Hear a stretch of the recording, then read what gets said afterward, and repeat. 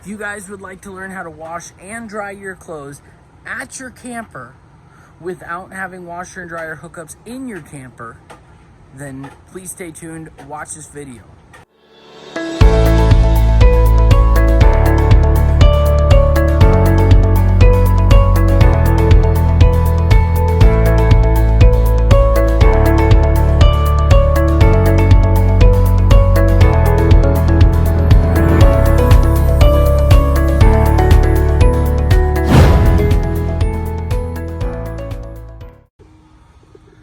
So one of the issues that every camper, bees around here, every camper has probably experienced is needing to wash clothes. Now, right now with COVID, we have a couple options. One option is we can go down to the laundromat and pay for the laundry, which would be fine if COVID didn't exist, but we don't want to be inside of, a laundromat where there's COVID. Sorry, my son's screaming.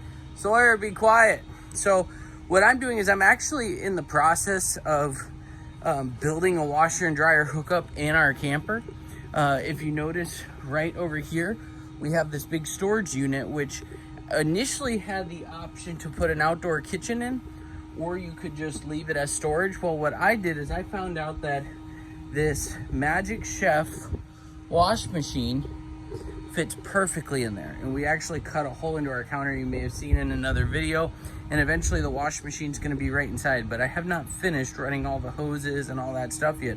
So what I have done is I pulled it out here and I hooked up a hose to it. So we have filtered water. I ran a splitter at the end of our filter, so we have filtered water coming into this hose, and then I ran the drain hose under the camper down there, and I'll probably push it further back, but it's just soap water, so it's really no different than if we were to wash the camper. If we decided to wash the camper, there's really not much of a difference between that and this, so I don't feel bad about kind of dumping that onto the gravel, especially because it's not that much water that's going to be coming out there. So let's go ahead and start this thing and see how it works. So I'm just going to put just a little bit of soap in here. I don't want it to be a crazy amount. I did have to do a pre-rinse on it because there was some sawdust in it from when I was doing it. So now we'll just go ahead, load size, we'll see. Let's turn this thing on. It's a large load because we have it absolutely full.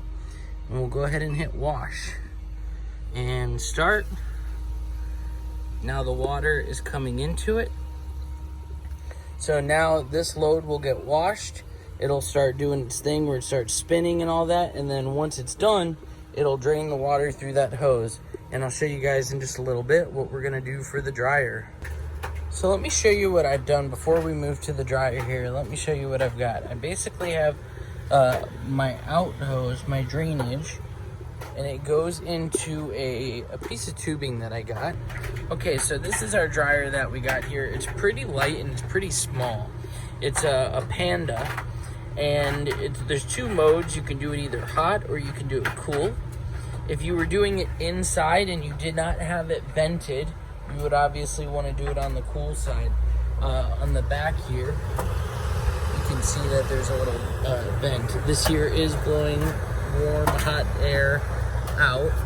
If it was winter time, it wouldn't be horrible if it was blowing into your camper, but we would probably just do it cool if that was the case.